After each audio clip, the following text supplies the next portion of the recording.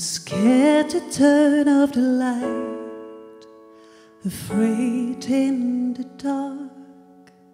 I'm scared to lose this fight. I'll hate wasting time. I'm scared to lose myself and out of control, and I don't know what to do. I'll hate this war. What would you do if you lose me now? What would you do if you lost in time? Would you listen to your heart? Would you hear your voice? Would you fix a broken home, even when it feels alone? What would you do if you lose me now? What would you do if you lost in time? I wish I could turn back the light and ignore my feelings inside. I wish I could win this fight, but we both know that's a lie. And that all of memories keep dreaming, believing in love.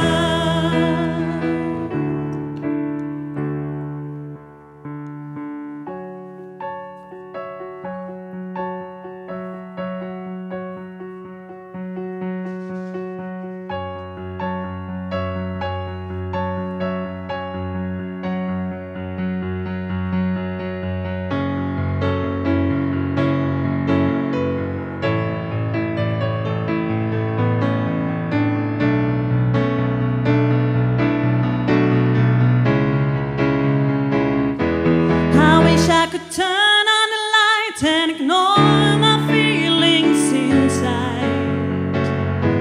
I wish I could win this fight, but we both know that's a lie. And that all of memories keep dreaming, believing in love.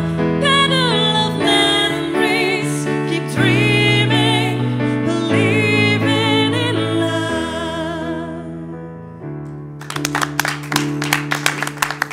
Ja, dames en heren, welkom en leuk dat jullie kijken naar alweer de laatste aflevering van Hart voor Venray. En dat op Oudejaarsavond. Ja, tijdens deze uitzending komen er ook weer een aantal Venraynaren praten en vertellen over hoe zij dat hele gekke jaar 2020 hebben beleefd. En vandaag bij mij aan tafel Frank van Gool van Otto Workforce, Twan van Bussel van TOF en Roel Kessels van Stage Crew. Welkom heren en jullie krijgen vast ook een warm applaus van dat talrijke publiek achter jullie. Moet je eens luisteren. Ja. Ja, Frank, als ik met jou mag beginnen. Ja, je hebt natuurlijk ontzettend veel te maken met de arbeidsmigranten. Want even voor de mensen die Otto Workforce misschien niet zo goed kennen, kun je kort uitleggen wat je doet, wat jullie doen? Ja, Otto is een uitzendbureau. Inderdaad, heel veel arbeidsmigranten aan het werk. Wij kijken waar zijn de tekorten op de markt, waar zijn de overschot op de markt. Nou, en dan zie je ook wel, goed al sinds 20 jaar, dat wij mensen uit Polen, Tsjechië, Slowakije halen. Wij zitten niet in de land- en tuinbouw, we zitten niet in de bouw, niet in het vlees. Maar wat dit jaar natuurlijk heel uitdagend is geweest, net die supermarkten. En e-commerce, dat zitten onze grootste klanten. Ja. En inmiddels hebben we wel een heel speciaal jaar dit jaar, 20 jaar bestaan. En we zijn door de 500 miljoen omzet gegaan dit jaar. Ja, en dat is wel fijn dus. Ja, het is toch een vreemd jaar. Het is een heel apart jaar. Ja, want als ik even kijk dus naar de arbeidsmigranten, is die groep extra kwetsbaar in zo'n coronacrisis? Nou, we hebben in ieder geval een hele hoop slechte voorbeelden gezien. Ja. En dat is de media natuurlijk ook altijd goed in. Hè? De slechte voorbeelden die komen altijd op de voorpagina van de Telegraaf en het AD. Nou goed, zoals wij het als Otto, wij vinden dat we het heel goed doen. Ja. En dan haal je minder de voorpagina natuurlijk. En dat is natuurlijk jammer. Maar het is natuurlijk wel zo dat mensen in een kwetsbare positie zitten. Het soort werken wat ze natuurlijk doen. Ja. Mensen kunnen niet thuiswerken, zoals velen van ons dat wel allemaal kunnen hebben. En mensen wonen niet in hun eigen huis, maar meestal op woonlocatie of en dat willen wij absoluut niet hebben, in de woonwijken met z'n 8 of 10 heel dicht bij elkaar. Ja. Ja, want je moet bij die arbeidsmigranten natuurlijk wel even een onderscheid maken tussen de mensen die hier heel lang wonen en zich vestigen. Ja. Maar de mensen waar jij volgens mij niet over praat, dat zijn de mensen die in ieder geval nog wat korter hier in Nederland zijn. Ja, die mensen zijn extra kwetsbaar natuurlijk. Hè. Binnen Otto hebben we ook al mensen die gewoon al 20 jaar bij ons flexmedewerker zijn. Die gewoon onbepaalde tijdcontracten hebben. Het beeld wat geschetst wordt is dat mensen allemaal binnen een half jaar eruit moeten of zo. Dat is totaal niet waar. Of dat ze veel goedkoper zijn. Dat is ook niet waar, want ze moeten gewoon hetzelfde salaris hebben als de Nederlander die ernaast staat te werken. Maar ze zitten in een andere soort positie. En je moet gewoon ook goed, de taal kennen ze allemaal nog niet zo goed. Dus je moet ze ook wel blijven communiceren van wat er allemaal in Nederland gebeurt. Wat is de wetgeving in Nederland? Otto zit in 15 landen. Dus wij zijn ook in de tijd dat corona kwam, eigenlijk al daarvoor. In februari waren wij al klaar voor de coronacrisis. Precies, jij had vooruitgekeken. Dus. Want wat doe je om die kwetsbare groep... Om die in ieder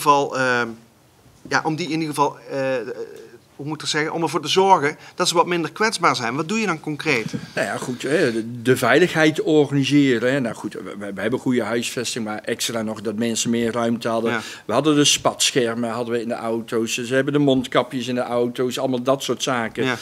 Maar met name informeren, continu ermee bezig zijn. In augustus waren wij al begonnen met, want toen zag je toch wel iedereen wat allemaal wat gemakkelijker worden. Prevent a local lockdown. Wij waren in augustus dat de mensen alweer over aan het informeren, let erop. Ja. En dat is gewoon heel belangrijk. Maar lijkt het nu een beetje op alsof die mensen meer geïnformeerd moeten worden dan, gek woord, de gewone Nederlander. Maar volgens mij moet jij ook je mensen goed blijven informeren en blijven communiceren met je team en met je klanten, of niet, Wan? Absoluut. Zeker afgelopen jaar een moeilijk jaar gehad. Dat begon natuurlijk al in maart. Die lockdown die kwam 20 minuten. Binnen 20 minuten moesten zaken dicht. Ja. Rutte die was op televisie aan het vertellen van... jongens, over 20 minuten moeten jullie zaken leeg zijn. Ja, dat is eigenlijk geen doen. Want we hebben de voorraden, we hebben de mensen die gereserveerd hebben, die hadden diezelfde avond. Dus daar begint die communicatie al, wat jij zegt. Maar van tevoren al, want wij zagen natuurlijk de bui al aankomen. Hè. We hadden al een klein beetje door wat er ging komen. Ja. We wisten dat er een persconferentie kwam. En wij dachten al, nou dat zal wel gesloten zijn. Dus wij zijn al 2 à 3 dagen van tevoren begonnen met een afhaal- en bezorgservice. Ja. En daar begint de communicatie al. Want ik hoor jullie eigenlijk allebei zeggen, zowel jij met Otto, maar jij ook met Tof. We zagen het aankomen en we zijn gaan anticiperen op de situatie die voor ons lag. Sterker nog, wij zijn met dat afhalen en bezorgen al 3 dagen voordat Rutte de lockdown afkondigde, waren we al mee begonnen. En dat met de verwachting dat wij dat weekend al niet meer zo druk hebben. Want toen moesten we al 1,5 meter uit elkaar zitten. Dus dan heb je al minder capaciteit in je zaken. Maar het werd hartstikke druk. Mensen letten toen nog niet op die 1,5 meter. Dus onze keukenbrigade had een heel groot probleem op dat moment. Want we hadden een hele hoop bestellingen staan voor bezorgen en afhalen. Maar het restaurant zat ook vol. Dus die werden knettergek dat weekend. Dus ja, het was in het begin vooral niet makkelijk. Nee, het hele jaar niet hoor, maar daar begon het. Ja, en dan begint inderdaad het communiceren met je personeel, met je gasten, met alles eromheen. Ja, dat is eigenlijk het hele jaar het koorddansen geweest. Ja. Ja, voor jou is dat misschien net een iets ander verhaal, Roel. Want voor jou ging ineens gewoon de stekker uit alle opdrachten die je had staan. Precies, nou bij mij viel er weinig te communiceren, want er was gewoon in één klap geen werk meer bij mij natuurlijk. Dus dat was wel, zeker in het begin was dat heel lastig, want je gaat natuurlijk...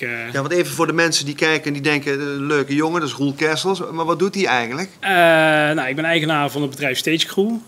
Dat is een bedrijf wat je onder andere met de kermis en zo bijvoorbeeld overal tegenkomt.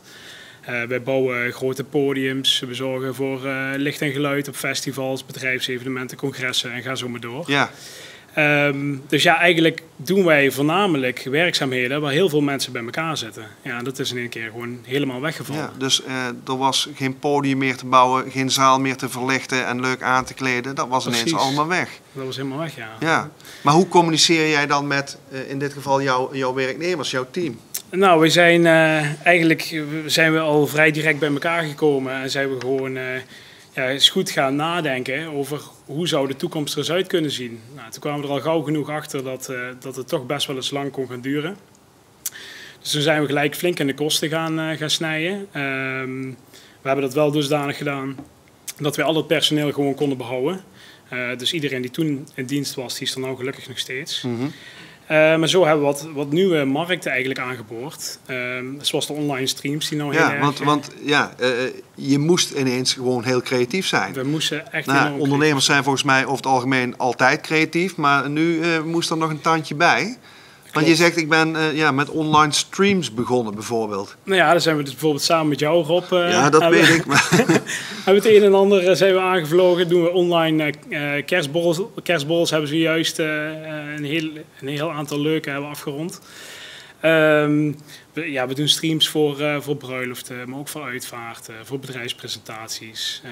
Eigenlijk van alles. Ja, dus ineens ben je van podiumbouwer, een bedrijf wat zorgt dat locaties er prachtig verlicht uitzien, het geluid klopt. Ben je ineens uitvaart aan het streamen of een bruiloft aan het streamen. Precies, en dat heeft natuurlijk wel een beetje houvast met het werk wat we al deden. Want we deden vooral licht en geluid leveren op die evenementen. Maar ja, grotendeels van ons materiaal staat gewoon allemaal stil. Dus dat is... Want met deze creatieve oplossingen, kun je daar de kosten mee dekken? Of? Ja en nee. Het scheelt natuurlijk wel al een hoop. Maar we hebben in het begin van het jaar zijn we ook even creatief geweest met een arbeiddrive in Venray. Dat is gewoon één groot succes geweest toen. En dan hebben we vooral die beginperiode hebben daar gewoon kostendekkend mee kunnen werken. En nu is het eigenlijk gewoon echt roeien met de riemen die we hebben. We proberen zoveel mogelijk materiaal toch weg te zetten, ook al is het zwaar gereduceerd. Maar dat doen we dan ook om onze huidige klanten een beetje te helpen die het materiaal nou ook heel goed kunnen gebruiken.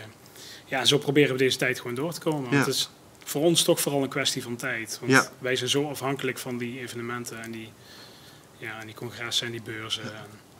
Dat gaat hopelijk snel weer een keer gebeuren. Precies. Even terug, dat stukje creativiteit, waar Roel het over heeft. Ja, dat geldt natuurlijk ook voor waar jullie mee bezig zijn. Frank, hoe creatief moest jij zijn het afgelopen jaar? Wat was een creatieve vinding die jij hebt losgelaten op jouw bedrijf?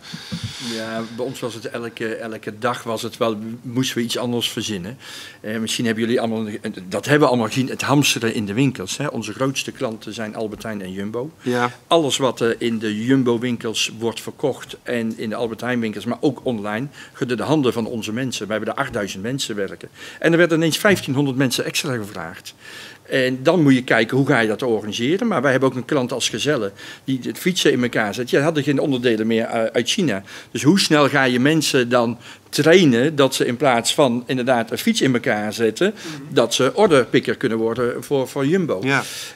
En voor ons was het heel belangrijk om zorgen, want je voelt dan toch wel een bepaalde druk. Hè? Je ziet die winkels leeglopen, helemaal leeg zijn. En je ziet je ziekteverzuim helemaal zo omhoog lopen. Want dat is voor ons ook heel duidelijk. Als je eigen niet goed voelt, moet je gewoon thuis blijven. Want je wilt geen besmettingshaard creëren. Ja, die druk die was wel enorm. En continu wel kijken, wat kunnen we vandaag weer verzinnen dat morgen onze mensen weer veiliger zijn. Ja. Zo hebben we ook een afstandsdetectietech voor onze mensen. Dus die doen ze om als ze aan het werk zijn. Dan houden die 1,5 meter. Als ze dichter bij elkaar komen, gaat het ding vibreren. En we kunnen hetzelfde als de corona-app. Kunnen we gewoon 3 weken daarna nog uitlezen met wie zijn ze nou in contact geweest. En in 3 weken dan is het ook weer weg. En dan moet het allemaal weer AVG-proof zijn. Ja, dat zijn allemaal dingen waar je continu mee bezig bent. Hoe kunnen wij de veiligheid van onze mensen organiseren? En waar ben je dan het meest trots op wat je het afgelopen jaar hebt gerealiseerd? Nee, ik ben het meest trots op het team. Ik ben trots op het team die dat heeft gedaan. Ik ben blij dat ik er leiding op mag geven. Ik ben blij op dat onze flexmedewerkers, we hebben de 15.000 in Nederland werken, waar we vorig jaar al een 8,02 kregen als tevredenheid, dat het in coronatijd een 8,5 werd. Dus dat mensen toch wel heel blij waren met de aanpak die we hadden. En daar ben ik, dat maakt mij blij, dat mensen ook, sommigen zeiden, ja, dat is een hele exodus van Polen naar die teruggaan. We hebben er totaal geen last van gehad. Bij ons waren net mensen die zeggen, ik blijf, want het is hard nodig. Ja. Gemotiveerde mensen. Dat maakt mij blij. Ja, de trots komt bijna uit je ogen, je oren, alles tegelijk. Hartstikke mooi. Twan, bij jou, creativiteit, trots. Neem ons mee, waar ben jij trots op? Nou ja, goed, de creativiteit bij ons. Ja, wij zijn eigenlijk constant het hele jaar door al in oplossingen aan het denken. Dus niet in problemen aan het denken. Heel veel ondernemers hebben dat wel. Wij proberen dat positief te bekijken. Jongens, oké, het is er, de virus. Hoe vliegen we het aan? Hoe kunnen we toch nog iets creatiefs eruit halen? En ja, natuurlijk krijgen wij de NOW-regeling en dan krijgen allerlei regelingen. Maar dat voldoet bij lange na niet. Je komt het tekort. Bij de horeca is dat geloof ik die NOW 65%. Dan kom je nog altijd nog wel iets tekort. Dus ergens moet geld vandaan komen. Nou, hoe pakken we dat op? Hoe krijgen we de huur betaald? Hoe krijgen we het personeel volledig doorbetaald? Want ik heb een prachtig team en daar ben ik dus ook inderdaad trots op. Dat we die nog steeds allemaal bij elkaar hebben. En die worden netjes doorbetaald door een stukje NOW, maar ook door onze creativiteit. Nou, die creativiteit is afhalen bezorgen geweest. Nou, de eerste lockdown, de winkels mochten wel open, de horeca niet. Nou, dan worden we maar een winkel. Hoe simpel kan het zijn? We zijn een winkeltje gestart destijds en dat liep aardig. Word je allemaal niet geen gekke dingen, maar je bent bezig. Je hebt je team aan het werk, je hebt mensen op de vloer, je naam blijft in de lucht. Heel erg belangrijk. Gelukkig hebben we met z'n allen een hele goede zomer gehad. We mochten open, weliswaar uit elkaar. Maar de gemeente Venray heeft echt waar ontzettend zijn best gedaan voor de Venrayse horeca. Om ze ruimte te geven. Ja. We mochten meer ruimte pakken daar waarin. Ze hebben daar geen extra geld voor gevraagd. Sterker nog, ze hebben alle terrasgelden afgeschaft afgelopen jaar. En waarschijnlijk ook het volgend jaar. Dus de gemeente Venray, alle lof daarvoor trouwens. Die werken en denken heel erg mee. Nee, heel goed dat je dat zegt, want het plan in Venray kunnen we af en toe neulen, om het maar even plat te zeggen. Maar petje af voor de gemeente. Hartstikke fijn dat dat zo gelopen is. Frank, even over een ander onderwerp. Een half jaar geleden stelde het kabinet een speciale commissie aan onder leiding van Emiel Roemer. En hem werd gevraagd om met aanbevelingen te komen op het gebied van woon- en werkomstandigheden van arbeidsmigranten. Nou ben jij het niet altijd eens met wat politici en dat soort onderzoekscommissies aanbevelen, maar hier ben je het helemaal mee eens, begreep ik. Ik vind dat Roemer een goed rapport heeft gemaakt. Kun jij even in het kort vertellen wat hij heeft aanbevolen en waar jij dan zo blij mee bent? Eén is, en dat is de kop natuurlijk die hij heeft, arbeidsmigranten zijn geen tweederangs burgers. En ik denk dat we daarmee moeten beginnen. We moeten blij zijn dat mensen huis en haard verlaten om hier het werk te komen doen waar we geen Nederlander voor kunnen vinden. Ja. Dus, en dan moeten ze ook goed behandeld worden. En we zien aan de onderkant van die markt te veel malafide bedrijven die de mensen uitbuiten. Professionele huisjesmelkers die proberen op een hele dure manier slechte kwaliteit huisvesting te verkopen. En dat wil hij aanpakken. De uitzendvergunning terug, dat hebben wij 1,5 jaar geleden al geroepen. En ik ben blij dat Emiel Roemer dat ook in ieder geval vindt. En dan hopen we dat de rest van de politiek dat nog vindt. Ja. Want dat duurt altijd heel erg traag in Den Haag. Hè. Eigenlijk zou 16 december zou het behandeld worden in de Tweede Kamer. En dan schuift je toch weer door naar januari, terwijl het best wel urgent is die de onderkant wordt aangepakt. Dus de uitzendvergunning terug. En 2, alles wat commercieel verhuurd wordt voor arbeidsmigranten, ja, dat moet gewoon elk jaar gekeurd worden. Hetzelfde als de APK-keuring van je auto. En mensen verdienen gewoon een goede kwaliteit huisvesting en die ook niet te duur is. Precies. Nou, en daar ondersteunen we hem in. Alleen wat ik vind, is dat het nog niet snel genoeg gaat. 40.000 huizen in Nederland worden bezet door shortstay arbeidsmigranten. Daar zijn die huizen niet voor bedoeld, want die zijn bedoeld voor de Nederlander, voor de starter, et cetera. Prijsopdrijvend effect, omdat die huisjesmelkers ze ook nog eens een keer extra gaan kopen. Dus er moeten gewoon snel nieuwe locaties komen. Nou, we hebben hier MAP Venray. Binnenkort gaan we KFT Venray ook iets nieuws bouwen. Nou, dat moet veel meer gebeuren in Nederland. En ook weer even complimenten hier ook weer naar de gemeente Venray. Het is een vooruitstrevende gemeente. Hoe dat ze met arbeidsmigranten om willen gaan, ook locaties aanbieden. Dat is in de rest van Nederland, nou, dan zit Venray gewoon 10 lengtes voor op de rest. Nou, ik denk dat onze burgemeester Luc Wienans, die kijkt op dit moment mee, weet ik, die zit te glunderen voor de tv, nou die dit gehoord heeft. Dan mag je ook samen met Jan Lonen. Goed zo, die zit ook te glunderen. Ben je ook zo tevreden over hoe de gemeente het aanvliegt? Bij ons, we hebben toevallig, we hadden natuurlijk in eind augustus was er sprake van dat dat de regelingen ermee zouden stoppen voor de coronacrisis. En toen hebben wij een leuk protest gedaan, wat eigenlijk landelijk is aangepakt. Toen hebben we het hele gemeentehuis in de rode kleur gezet. Mm-hmm. En daar hebben we van tevoren uiteraard even toestemming voor gevraagd. Maar dat pakten ze ook heel, heel schappelijk op. We konden gebruik maken van stroom, we konden wat te eten, wat te drinken krijgen. Dus op dat gebied heb ik sowieso wel gemerkt. Ook heeft Jan mij vaker gevraagd hoe het ermee gaat en hoe het ervoor staat. Dus ze zijn wel heel erg betrokken en dat vind ik wel heel goed. Ja, nee, maar goed, dan voel je je ook gezien en gehoord als ondernemer, maar vooral ook als mens, lijkt me. Precies, absoluut. Ja. Voor jou is het natuurlijk ook belangrijk om gezien te worden tijdens deze moeilijke tijd. Ja, vooral, ik vond dat Twan net wel een mooi punt had. Dat is natuurlijk niet alleen gezien worden, maar het is ook vooral bezig blijven. En wat we bijvoorbeeld ook in het begin van de coronacrisis gedaan hadden, want toen hadden we helemaal niks en we wisten niet of dat het 3 weken ging duren, 3 maanden of 3 jaar. Dus toen zijn we ook gewoon leuke dingen gaan doen. We hebben de hoogwerker bij ons gepakt, daar zijn we mee langs bejaardenhuizen gereden. Daar hebben we mensen herenigd met elkaar letterlijk. We zijn onder andere met Gert, die zag ik hier net ook voorbij lopen. Die zit achter je. Die zit achter mij. Daar hebben we wat optredens gedaan bij oudere mensen. We zijn met Hart van Nederland zijn we even mee on tour geweest. Hebben allemaal prodeo gedaan. En gewoon allemaal om ook gewoon dat gevoel, iedereen onder elkaar, schouders eronder en zo snel mogelijk weer verder. Alleen ik moet zeggen, nu begint het allemaal wel heel lang te duren. Dus nu moeten we gewoon op zoek naar andere echte oplossingen. Ja, nou goed, de mensen zien je in ieder geval vandaag weer. En laten we hopen dat we binnenkort, als dat vaccin er bijvoorbeeld is, dat er weer wat meer mogelijk is ook voor jou. Nou ja, dan zijn we er ook helemaal klaar voor. Want we hebben natuurlijk een goed plan gemaakt om gewoon sterker uit de crisis te komen. Dus we zijn het hele bedrijf mega efficiënt aan het maken. Alles goed aan het upgraden, personeel de juiste scholingen en zo aan het geven. Ja. We zijn ook een nieuw bedrijfspand aan het bouwen. Dat doen we mede ook met onze eigen mensen om zoveel mogelijk kosten te kunnen besparen. Dat was al een idee wat er al lag voor de coronacrisis. En dat hebben we toch na veel wikken en wegen door laten gaan. Ja, het lijkt me wel een spannende stap om dat te doen. Absoluut, maar ik denk wel je moet vooruit. Want anders dan brengen deze paar jaar je niks. En ik vind wel, je moet ook de energie eruit halen op een of andere manier. Wat ik bij jullie alle 3 trouwens terughoor is dat het belangrijk is om goed te zijn voor je mensen. Dat doen jullie allemaal op je eigen manier. Binnen Otto is zelfs dit jaar de slogan We take care of our people. Ja, we hadden altijd de slogan van Our people make the difference. Dat doen ze nog steeds.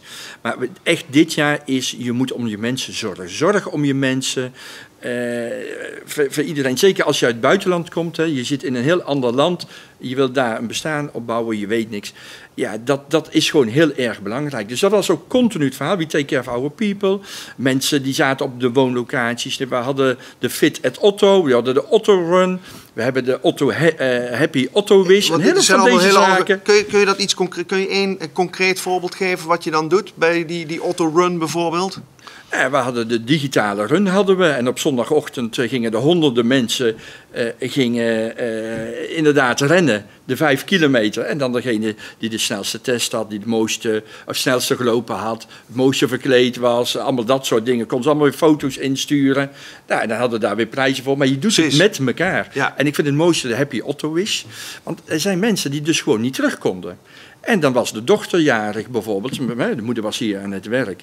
En die stuurde zo'n wish in, de Happy Otto Wish. Van, ik zou zo blij zijn als mijn dochter verrast zou kunnen worden met allemaal ballonnen, met cadeau, et cetera. Dan gingen onze mensen uit Polen, die gingen dan naar die dochter toe met een filmpje van die moeder erbij.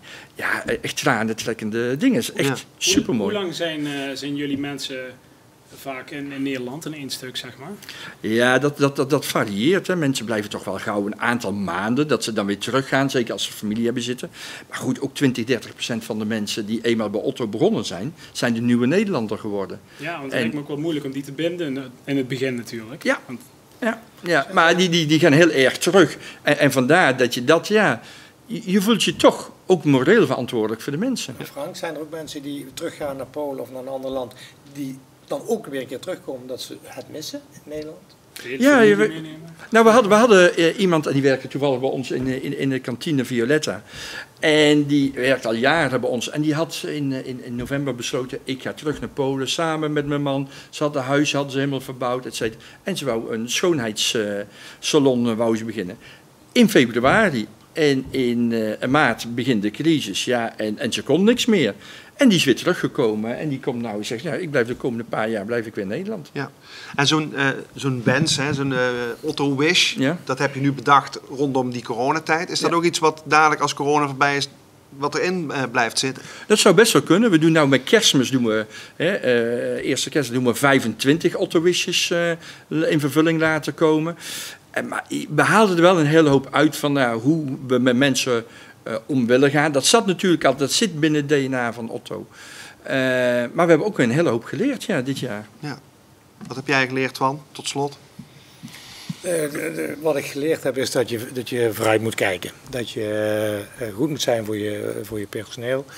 Dat deden wij al, dat weten jullie. Ik hoef niet te vertellen wat we allemaal gedaan hebben met ons personeel. We hebben ook afgelopen jaar online escape rooms gedaan met ons personeel zelf in elkaar gezet. Leuke dingen met elkaar. Dan brengen we eerst iedereen een zak of een doos met allemaal lekkere hapjes en een wijntje erbij. Voor de televisie zitten en er komt een verrassing vanavond aan. Dus zo proberen we ons team bij elkaar te houden. Het losse team, zeg maar.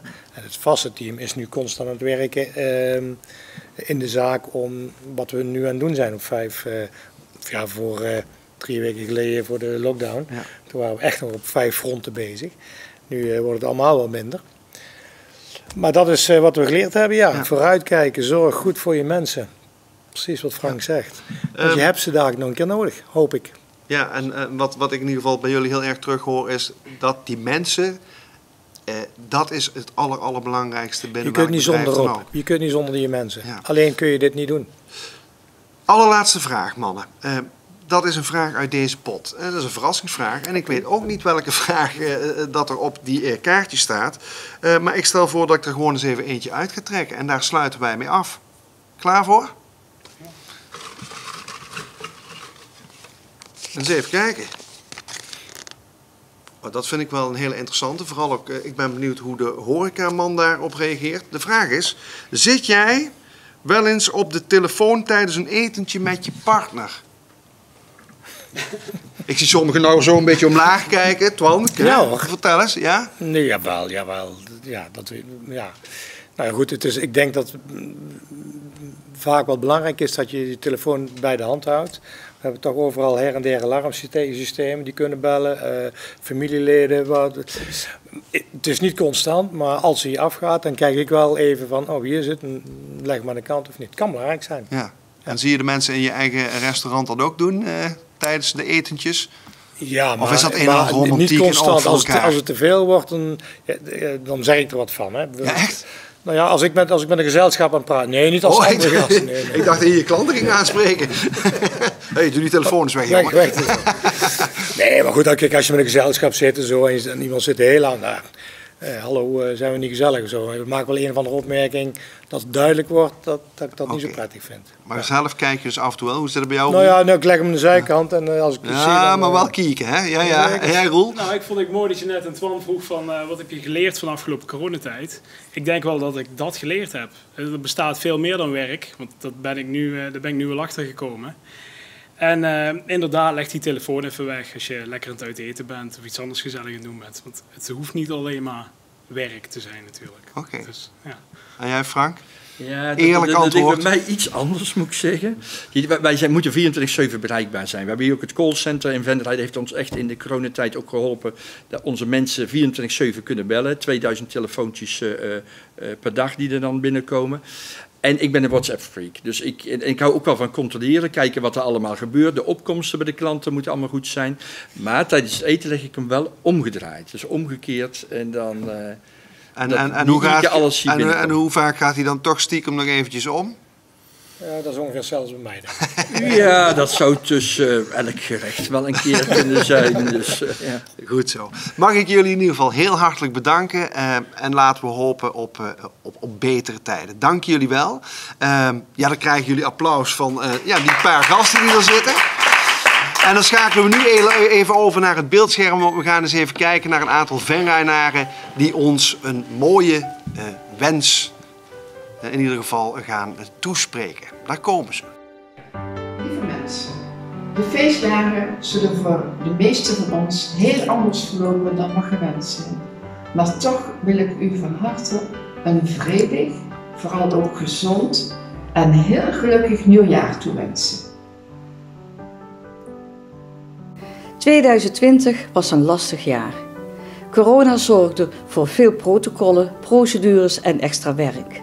En toch hebben we al onze cliënten elke week een voedselpakket kunnen geven. En dit mede door de inzet en het enthousiasme van onze vrijwilligers, de spontaan aangeboden handjes en de vele donaties, groot en klein. En daar wil ik u uiteraard namens ons allemaal heel hartelijk voor bedanken. We hopen dat 2021 een mooie jaar wordt. We wensen u dan ook fijn en gezond 2021 en laten we hopen dat corona daar geen deel van uitmaakt. Wij willen jullie toch even vertellen, 2020 was een beetje een vreemd jaar. Een jaar waarin we niet alles hebben kunnen doen wat we eigenlijk zo graag doen. Hè Henk? Ja. Mag iets meer zeggen dan alleen maar hè? Ja, dat is jammer. Ja. Het is jammer, maar dat geldt voor ons allemaal. Ja. Nou Lidie, jij wil er ook nog wel vast wat aan toevoegen? Ja, we willen dit jaar gewoon afsluiten en er een mooi volgend jaar van maken met allerlei positieve dingen. Ja, zo is het en ik denk dat dat mooi gesproken is. Wij wensen jullie een heel fijn 2021. Hou jullie allemaal goed. En hoe zeggen we dat op zijn Venrays, Henk? Houd jullie allemaal goed. Zo is het. En 2021 wordt prachtig. Doei. Beste wensen. Beste wensen.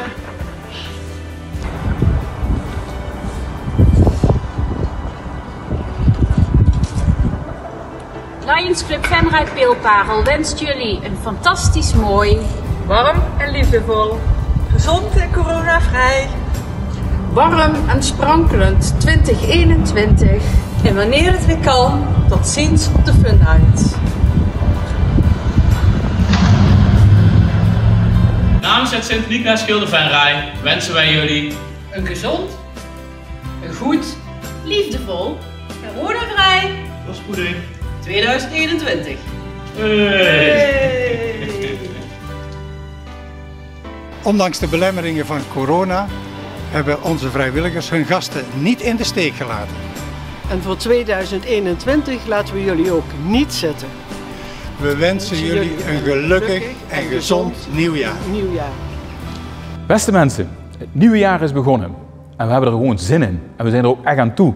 Een nieuw jaar met een nieuwe toekomst. Graag wens ik u namens het college van burgemeester en wethouders van de gemeente Venray een heel goed en gezond 2021. Ja, dames en heren, zijn we weer terug en inmiddels aangeschoven een aantal vastelavondsgasten. Ik zie hier zitten Prins Jeroen. Ja, nog steeds. Nog steeds. En we verlopen nog niet van Prins Jeroen af. Rob Poels, nieuwe voorzitter van de Vorstenraad. Ja. Helga Cornelissen, Tanja Truckie, af en toe ook nog als buurtredner. En natuurlijk ras-entertainer en bekend in heel Venray. En verder buiten Geert Jansen. Welkom. En jullie krijgen ook een warm applaus van de 3 mannen achter jullie, denk ik. Ja, Geert, wat was dit voor een jaar? Heel onwerkelijk. Want? Ja, ik weet het denk ik wel. We zijn het niet gewend, hè, dit soort dingen. En als je dan ineens helemaal lamgelegd wordt, ook bijna niks meer kunt, is dat wel heel vreemd, ja. Ja, en je ziet erbij hoe het gedrag van de mensen gewoon totaal verandert. Iets wat je helemaal niet voor kon stellen voor een paar jaar terug. Nee, en zeker voor iemand net als jij die bruist van de energie. Absoluut. Het liefst onder de mensen is en af en toe ook nog een leuk optreden verzorgt. Ja. Is dit natuurlijk helemaal niks. Dit is helemaal niks. Nee, wat heb je het meeste gemist, Gert? Het meest gemist heb ik eigenlijk toch wel de sociale contacten uiteraard. Maar dat is ook eigenlijk dus het uitgaan, hè? Het uitgaan. Ik ben nog net een puber wat dat betreft, die gewoon, zeker in deze tijd, hè, nu ik met pensioen ben, dus gewoon echt naar de weekenden toe leeft. Dat is toch wel mooi, een puber na je pensioen, dat lijkt me echt heerlijk. Ja, toch, dat gevoel heb ik wel, want er is nog niks veranderd in vergelijking met vroeger. Ja, dus dat uitgaan, dat vind ik gewoon heerlijk. Maar dan wel het uitgaan zoals ik ook echt gewend ben, hè? Want dit uitgaan vind ik niks aan. Nee, een beetje... Wat van de zomer heeft plaatsgevonden, daar heb ik heel erg veel moeite mee. Op een terrasje op 1,5 meter, dat is niks voor jou? Nee, niet voor Ger Jansen. Nee, en ook niet aan de bar hangen 1,5 meter. Nee, want wat moet Ger Jansen wel kunnen? Normaal, wat de mensen gewend zijn. Gewoon lekker dicht bij elkaar. Hè? Grappen en grollen, dansen, zingen, alles wat mogelijk is. Ja, en daar ga ik vooruit. Ja, en dat is alles wat we niet mogen doen op dit moment, Ger. Is het niet meer de definitie van een kroeg? Wat we nou hebben. Maar hoe heb je jezelf er dan doorheen geslagen? Want het doet je echt wat, merk ik, uiteraard. Zeker. Nou ja, ik heb natuurlijk af en toe wel optredens gehad. Meestal prodeo-werk uiteraard in verzorgingstehuizen. Ja. Voor Scheidende Grens. Ik heb een paar keer livestreams gedaan. Dat heb ik dus wel gedaan. En van de zomer heb ik regelmatig bij jeugdfeestjes wel opgetreden. Die moesten hun expansie ook kwijt, in weilanden, in grote schuren. en er werd gefeest, dat mocht toen wel. Hè? Ja. Tot een maximum van 100 personen mocht je dus gewoon een feestje bouwen. Dus daar en er was alles op en aan, tot jacuzzi's vaak erbij. Het was verbazingwekkend wat die jeugd allemaal bij elkaar gaarde om dan toch een optimaal feest te hebben, een week lang bijvoorbeeld. Hè. Alsof je in een paradijs terecht kwam, of niet? Bijvoorbeeld. Nee, het was een klein vakantieoord maakte die daarvan. Ja, nou ja, wandenhoog met kratten bier natuurlijk allemaal. Ja, je neemt me nu mee in een wereld die ik absoluut niet ken en niet gezien heb. Jij Rob, heb jij zoiets meegemaakt in de smaak? Ik weet nog steeds. Ja, je smaakt echt bestuurd krattenbier. Nee. Ik hoor wel van die feest, ja. Ik vind dat wel grappig, ja. Ik denk dat de jeugd, die heeft op dit moment moeilijk en die is absoluut heel creatief. En ik moet zeggen, over mijn eigen jeugd praat dan, die rollen er redelijk soepel erin. Toch wel. Ja, die zorgen wel dat ze in ieder geval hun eigen gewoon alles vermaak... binnen de regels, tenminste zover ik kan zien natuurlijk. Hè. En ik denk dat die maken er het beste van. Op hun manier maken ze er het beste van. Ja. Rob, jij bent voorzitter geworden van de Vorstenraad. Ja, joepie. Het overkoepelend vastelovendsorgaan binnen de gemeente Venray. Ja. Hoe waardevol is zo'n overkoepelend orgaan het afgelopen jaar geweest? Hebben jullie ook... daar echt iets aan gehad in deze coronatijd? Ja, het is wel lastiger, want je kunt natuurlijk niet fysiek bij elkaar komen. Dat is wel wat lastiger. Maar ik denk wel, je kunt nou wel elkaar de uitdagingen voorleggen. Dat is in het begin nog gebeurd. Hè. Er moet en zal een prins komen, er moet en zal iets georganiseerd worden. En kan het fysiek, kan het online. En nu begint het, ja, nu is het in december, hè, nu is het allemaal nog wat spannender of het nog allemaal loskomt. Maar er komen wat initiatieven toch nog los dadelijk. Ja, dus, maar in het begin zag je dat verenigingen toch wel heel verschillend naar buiten kwamen. Ja. Er waren verenigingen die in het begin meteen zeiden, wat er ook gebeurt, er zal vastlovend gevierd worden, er komt de prins. Ja. Maar er waren ook verenigingen die zeiden, wij doen niks. Was daar één, er was dus toen geen echte lijn in, zeg maar, tussen de verenigingen onderling? Er was er nog niet echt overleg geweest. Het was nog voor de eerste vergadering van de Vorstenraad, die is meestal in het begin van oktober. Maar je merkte wel, er was 1 keer een vergadering daarna geweest. En toen was het meteen al, toen was iedereen ook op die avond zelf, iedereen was zoekende. Dat is mooi om te zien ook, hè? Want de ene inderdaad die zegt van nou, het moet en zal. En de ander zegt van ja, maar dat kan toch niks, hè? Dit is lastig. Ja. En aan het einde van de avond had toch iedereen van, diegene die zei van het kan niet, had zoiets van, nou, we gaan kijken. En diegene die zei van het moet en zal, die zei van nou, het moet en zal, maar wel als de rest ook zo erover denkt. Precies, dus uiteindelijk kwam iedereen een beetje in dat midden. Het is toch carnaval en het is toch samen. Ja, en ondertussen is er ook al volgens mij best wat georganiseerd, of in ieder geval bedacht met elkaar. Ja, de Vorstenraadsel-quiz, dat was natuurlijk hilarisch, hè. En als het aan denkt moet nog lachen. Ik weet dat we hebben het eindshot gezien met Steve en Job. Neem me nog heel even mee. Ik heb wel stukjes gezien. Ja, het eindshot waar jij het over hebt. Ja, dat zitten Steve en Job in een jurk en dan zeggen ze elkaar, maar goed, dat zo niet zien. Weet wel. Ja, dat vind ik dan, dat is jeske vet, daar hou ik van. Ja, precies. En dat was een leuke avond en er zit misschien nog iets aan te komen, een leuke verrassing in begin februari. En ook allemaal binnen de coronaregels, wat kan. En het wordt een soort van, moet ik eens zeggen, een soort lichtjesoptocht, alleen dan moeten de optocht zelf gevolgd met een auto. Dus een route van 44 kilometer, 2 keer 44 kilometer. Maar dat is door alle dorpen van de gemeente Venray? We gaan kijken of alle dorpen met kunnen en willen doen. En ik denk, het idee is fantastisch. De club van de Pielreus af, dus ook een super enthousiaste club. En die hebben afgelopen week online vergadering gehad. En ik denk dat het wel... Ik denk het leuk wordt. Ik denk, als ik het overnacht kan zeggen, dat ze niet meer durven te zeggen dat ze het niet meer doen. Nee, ik denk dat heel Venray nu de agenda erbij pakt en denkt, wanneer is dat erop? De precieze datum ga ik niet zeggen voor de zekerheid, maar, want er moet wat speelruimte zien. Maar ik denk dat het, laat ik zo zeggen, de Venraynaren en de gemeente Venray kunnen vast de auto vol tanken. En, van minimaal 88 kilometer. Want je rijdt toch 2 keer als het leuk is. Hè? Ja. Rob, wat ik enorm kan waarderen is toch dat laagje humor wat er altijd onder zit bij jou. Ja. Want humor met de vastelavond, Helga, hoe belangrijk is dat? Ja, en misschien niet alleen tijdens de vastelavond, hoe belangrijk was humor het afgelopen jaar? Nou, ik denk dat humor altijd belangrijk is, maar het afgelopen jaar was het allemaal een beetje anders met de humor. Ja, want als buurtredner, normaal gesproken ben je maanden van tevoren bezig richting dat vastelavondseizoen om weer een nieuwe buurt te maken. Ja. Nou, 2020 begon super, want ik zit in een clubje met wat buurtredners en onze Theo Nelle werd natuurlijk Limburgs buurtkampioen. Dus wij waren ontzettend trots. Het was een fantastisch evenement natuurlijk. Ja.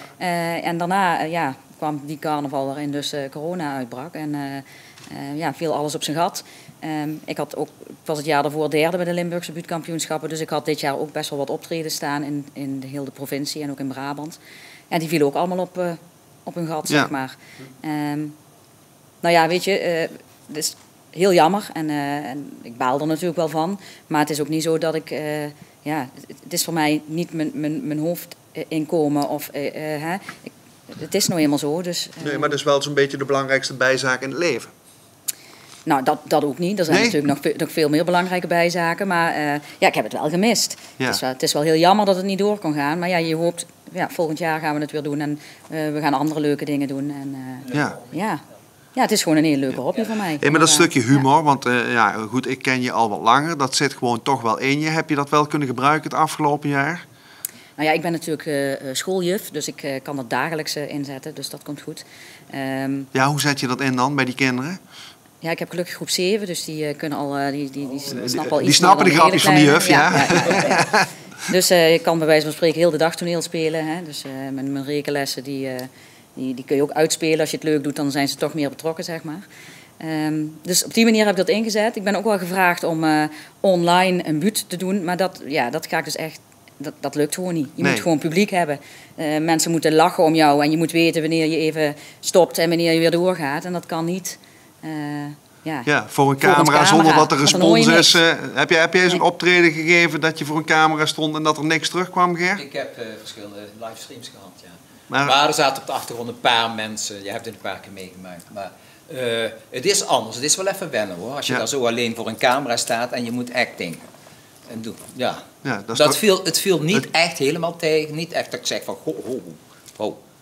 Ja. Maar leuk is het niet. Nee. Een beetje respons is altijd leuk. Je moet eigenlijk umdenken. Hè? Want ik heb de laatste keer bij Henk van den Heuvel was Jurg en dan gaan de kinderen een online filmpje te maken door een buurtrainer in Brabant. Ja, even Henk van den Heuvel. Niet iedereen in Venray kent Henk van den Heuvel, maar Henk van den Heuvel van de Smaak. Van de Smaak? Ja, nee, dan weten we over wie we het hebben. Ja, dat kan niet meer. Er heeft de Smaak niet en er is maar één Henk van den Heuvel. En doe hem trouwens goed als je hem ziet. En Henk kreeg een filmpje van de kinderen en door een buurtrainer ingesproken. Maar ik denk, die buurtrainer deed het keileuk. Ja. En ik denk, je moet wel even kunnen voorstellen hoe de respons aan de andere kant van het scherm is. En dan is het toch wel leuk om te doen, denk ik. Nou, maar je hebt dus buurtrainers die dat dus... dat is hun inkomen. Dat op dit moment wel, ja. Dus die moeten ook wel echt wel creatief gaan denken. Ja. En voor mij is het een hobby. En natuurlijk mis ik het. Ja. Maar ik heb gewoon mijn werk, waar ook heel veel tijd in zit op het moment dat je in een coronacrisis zit. Ja. Dus voor mij is dat op een lager pitje geraakt. Ja, ja. Maar er zijn inderdaad buurtrainers, tompraters die daar hun geld mee verdienen. En dan is het wel een probleem. Ja. Even, Jeroen... Prins, nog steeds, van de Pielhaas. Gelukkig heb jij de vastelavond nog meegemaakt dat er wel publiek was. Sterker nog, het was volle bak. Ja, het was zeker volle bak. Ik was me dat vandaag, naar deze avond toe, ik denk, ik zal eens een keer de revue laten passeren. Maar als je inderdaad denkt hoe het een jaar geleden was en dat je volle bak aan het voorbereiden bent naar wat er gaat komen en wat er allemaal op je af gaat komen. en wat voor fantastisch seizoen we eigenlijk allemaal gehad hebben. Ja. Ja, dan is het wel heel anders dan als je terugkijkt van hoe het nu is. Ja, want voor jou en voor je adjudanten en de dames en de kinderen eindigde het natuurlijk heel bizar. Want jullie gingen vanuit, je had ineens een leven als een celebrity bijna hier in Venray. Overal waar je kwam werd je op handen gedragen, volle bak. En een paar dagen later... Ja, het was inderdaad, een goede 2 weken later was het gewoon patsboom afgelopen. Ja. En het hele seizoen was in één keer... maar ik moet wel zeggen, we hebben het mee mogen maken. En ik ben echt, daar hebben we het ook nog vaak met elkaar over gehad, gewoon ook blij dat het had ook zomaar een maand eerder kunnen zijn. En ik denk als we toen hadden geweten wat we nu wisten, dan had ons seizoen er gewoon compleet anders uitgezien. Ja. Met ons allen dus. Ja. Ja. Het betekent nu dus wel dat het komend jaar komt er geen nieuwe prins. Nee. Nergens in de gemeente Venray. Wat betekent dat? Ben je nu nog steeds prins? Blijf je prins? Hoe werkt dat? Ja, hoe werkt dat? Volgens mij knippen we er gewoon eigenlijk een jaar tussenuit. Hè. Dus 11e van de 11e hebben we nog online geopend. En we hebben met elkaar afgesproken dat wij niet naar buiten toe gaan, officieel gaan uittreden. Dus wij zijn eigenlijk een jaar in rusten en volgend jaar, 11e van de 11e, dan openen we het seizoen weer. En Prinsproclamatie 22, dan treden we af. Ja. Dus dat is ook vreemd, want ik zie bijvoorbeeld Rob heeft nog de moeite genomen vanavond om zijn mooie pak aan te trekken. Ja. Maar jij bewust niet dan? Nee, dat is iets wat inderdaad toch een jaartje niet uit de kast komt. En de 11e van de 11e in 21 dan gaan we het eraan trekken. Ja, vreemd, maar goed, het is zoals het is. Ja. Hoe gaat het nou dadelijk zijn? Er gaat geen vastelavond plaatsvinden, Gert. Overleef je dat? Vastenavond overleven je wel. Ik ben nooit een heel echte fanatiker geweest wat vastenavond betreft. Absoluut niet. Ik had natuurlijk af en toe wel eens mijn optredens. Maar verder ook met uitgaan of zo. Ik ging nooit vaker als 2 keer eigenlijk uit. En ik ben niet zo'n carnavalsvierder die vanaf 's morgens er dan al bij zit, weet je wel. En alles mee moest maken, van het begin tot het eind. Dus voor jou is het niet zo heel erg dat de vastelavond een jaartje... Voor me persoonlijk niet. Maar ik vind het wel erg voor de mensen die wel van carnaval houden. Absoluut. Ja. Wat betekent het voor jullie, Helga en Rob? Hoe erg is dit voor jullie? Ik ga het wel missen, jij Rob. Ik mis wel wel. Ja. Ik was daar gepest gaan trekken. Ik was net op die trollpak waar ging passen. Zo, echt niet normaal. Ja? Wij maken altijd met de vriendengroepen een kalender voor nieuwjaar. En dan halen we foto's van het afgelopen jaar er allemaal bij. Ja. En het afgelopen jaar was natuurlijk nog gewoon een superleuk jaar. Dus die foto's staan dan weer op die kalender. En dan kijk je weer terug en dan denk je, ja, en dat gaat nu niet komen. Dat is vooral heel raar. Het wordt dit is de perfecte aanloop eigenlijk voor de carnaval van 2022 eigenlijk. Hè. Want je verheugt wij volgend jaar nog meer op de carnaval. Dus eigenlijk is het ook eens een keer goed. Even een jaar sabbatical en volgend jaar gewoon 200% tegenaan, denk ik. Dus nog meer? Ja, je moet vooruitkijken, niet terugkijken. Het wordt alleen maar leuk dadelijk. Ja. Hey, want je zei net, er komen toch wat kleine alternatieve dingen. Hoe ga jij invulling geven als... Ja, want dadelijk komt toch dat moment dat het eigenlijk vastelavond zou zijn. Ga je dan toch nog iets doen? Ja, ik bedoel, als vastelavond vierder in hart en nieren, dan...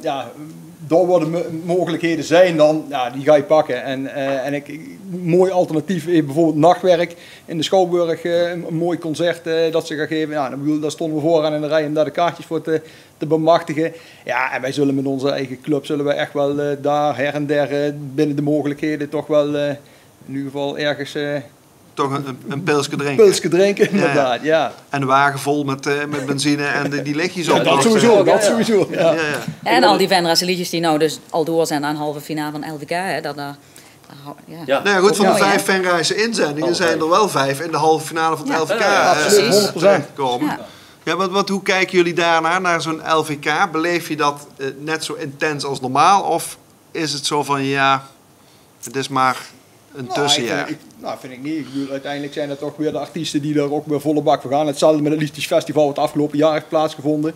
Een van de laatste dingetjes die toch nog binnen de mogelijkheden konden in de Schouwburg. Al dan niet volle bak, maar toch wel iets moois neergezet. En ook die verdienen natuurlijk de credits en de moeite die ze genomen hebben. Dus super. moet zeker wel een waarde hebben. Ja, vind ik wel. En mooi dat dat kan. Absoluut, ja, zeker. Dat is ook een initiatief dat is iets wat kan. Dat Ja. kan. Dat kun je op televisie volgens mij, op L1 volgens mij. Toch dus, wel. Toch wel, ja. Dus je moet de kansen pakken, hè. Niet de beer op de weg. Ik denk dat er wel veel met livestreams zal gebeuren. Volgens mij, de hele wereld hangt van livestreams tegenwoordig aan elkaar volgens mij. Dus dat moet dus wel lukken. Dus op die manier geven jullie wel... Of niet, de livestreams. Nee, maar jullie geven daar op die manier wel invulling aan. En ik vind ook mooi, ik hoor ook heel veel relativeringsvermogen hier aan tafel. Ja, je bent kampioen relativeren volgens mij, Rob. Ja. Hoe belangrijk is relativeren normaal gesproken en in deze tijd in het bijzonder? De slogan is denk ik altijd een beetje acceptatie is inlevingsvermogen. Hè. Dus als je kunt inleven in het moment, dan is het denk ik altijd goed. Hè. Want het is nou, je kunt wel zeggen, want ja, dat is natuurlijk, ik vind het heel erg nou met de corona heel veel mensen gewoon met het vingertje wijzen. Hè. Waarom hun wel en wij niet. Ja, maar als iedereen nou 5 weken niet met het vingertje wijst, zijn die grensjes voor open, hè, kunnen we feest vieren. Hè. Dus iedereen moet gewoon even allemaal even in die stoel. 5 weken, eten wij hem heel dik aan de oliebollen. Hè, en dan past het pak niet meer. Je moet daar gewoon kleren kopen, kledingzaken bij Booming. En dan krillen we door van de olieballen, gaan we straks van de horeca toe, gaan we een pilsje drinken. Dus laat me lekker lopen, het komt allemaal goed. Precies, en op dat moment heeft de horeca wel wat te spenderen. Kunnen ze Roel Kessels inhuren? Juist. Kunnen ze er een extra feest... Nou, volgens mij is het probleem hier aan tafel bijna opgelost. Het is opgelost, ja. Je moet denken als een verkersboer, dan is alles goed. Nou, ik vind het hartstikke mooi. Dames en heren aan tafel, ik wil graag eindigen met een verrassingsvraag. Dus ik ga grabbelen in de pot en dan komt er een laatste vraag voor jullie uit. Zijn jullie er klaar voor? Meneer Jansen, ja? Ja. Nou, dan gaan we. Groen. Nee, ja, Geert in de toffel. Ja, sorry. Nou, ik vind het een leuke vraag. Als je een dier zou moeten zijn, welk dier zou jij dan zijn? Vragen we aan... Ja, varkensboer. Ik weet hoe ze eindigen. Een letterlijk of een figuurlijk veer? Nee. Ja. Maar Rob, welk dier? Ja. Als je de dag van je leven hebt, een eendagsvlieg. Dan een mooi einde, denk ik dan. Hè? Ja, precies. Dan is het wel 100% genieten. Ja, volle bak eraan. Eendagsvlieg, Elga? Nou, ik zou dat zo'n aap, ik vind dat zo knap, die van links naar rechts. Kan er altijd graag naar kijken in een dierentuin van die apen. Nou ja, dus dan wil ik best een aap zijn. Ja, helemaal goed. Jeroen? Ik zou denk ik wel een hond willen zijn. Die worden tenminste nog elke dag geknuffeld. En, lekker wandelen. Lekker wandelen. Een beetje liggen. Ja, helemaal goed. Een hond. En jij, Geert? Ik denk dat een paradijsvogel wel het gepaste bij mij is. Dat de mensen dat wel van mij verwachten, dat ik zoiets zou zeggen. Kun je lopen als een paradijsvogel? Dat zou ook nog kunnen, ja. Doe eens. Nou, nee. Daar heb ik de kleren niet meer aan. Goed. Mag ik jullie in ieder geval heel hartelijk bedanken. De vastelovend wordt in ieder geval niet zoals die normaal gesproken zou zijn. Maar ik heb gehoord dat jullie er wel doorheen slaan. Dank jullie wel. En jullie krijgen van dat grote publiek hier weer een fijn applaus. Ja, zie je. Ja, en dan ga ik nog eventjes over naar Auke en Maartje. Het begin van de uitzending zijn jullie al prachtig muzikaal begonnen. En straks sluiten jullie dat ook weer af. Auke, jouw passie is zingen. Hoe heb jij het afgelopen jaar invulling kunnen geven aan jouw passie? Dat was heel divers. De muzieklessen, dat ging allemaal online verder. Dus daar had ik gelukkig dat ik gewoon lekker vooruit kon. Maar met onze eigen muziek, het repeteren stopte en nieuwe plannen maken stopte. Dus uiteindelijk moesten we wel weer gaan omdenken en daar zijn we nu mee bezig. En we zijn ook dingen uit het voeren en op aan het nemen. En wat kan, dat doen we. En daar word je zo te zien heel blij van? Ja, want het wordt weer tijd. Ja, en als je dan vooruit kijkt naar het jaar 2021... Waar kijk je dan het meest naar uit? Dat we ons toertje gaan geven. Dat we in oktober, november hopelijk een mini-tour door Nederland kunnen gaan. Door heel Nederland? Daar gaan we voor. Nou, laten we hopen dat dat lukt. Je gaat in ieder geval hier de uitzending muzikaal afsluiten. Met welk nummer ga je dat doen? Het vorige nummer was een eigen nummer en nu hebben we de cover van Avicii. Wake Me Up. Goed zo. Dames en heren, we sluiten af met Auke Klassers, begeleid door Maartje. Applaus graag.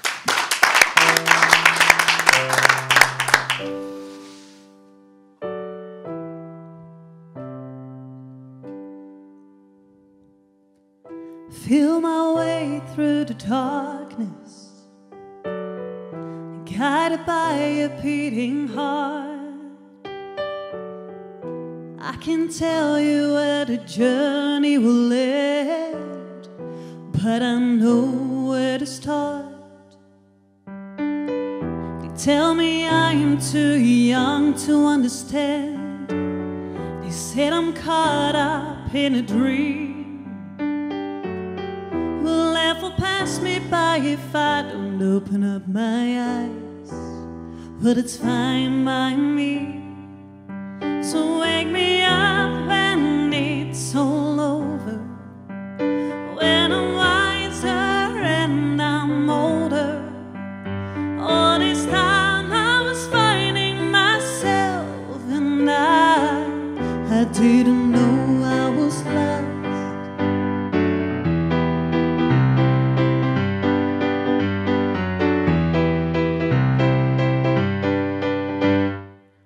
They say I want to carry the weight of the world, but I only have 2 hands.